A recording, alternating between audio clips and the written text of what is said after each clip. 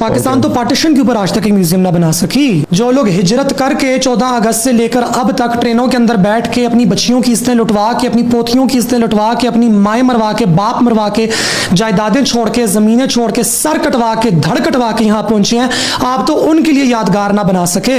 आपने इस्लामाबाद में मुशर्रफ की बेटी को कॉन्ट्रैक्ट देके पाकिस्तान मॉन्यूमेंट बनवाया जिसमें कोई कल्चरल प्रिजर्वेशन नहीं हो रही। आप पश्तूनों का क्या उसकी क्या रिकंसिलिएशन करेंगे? आप बलोच माओं की क्या रिकंसिलिएशन करेंगे? ये सारा काम करने के लिए जुर्रत चाहिए होती है। पाकिस्तानी रियासत की जुर्रत निकलती है सिर्फ माइनॉरिटीज पे, खुसरों पे और गरीबों पे।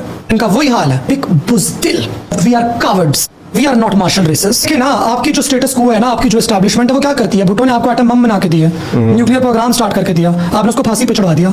आपका जो भी सियासतदान आगे आएगा जो फेडरेशन में यकीन रखता होगा कि नहीं हमने फेडरेशन को मजबूत करना है, only thing that can bring it back is truth and reconciliation. The only question is the Pakistani state brave enough to do it?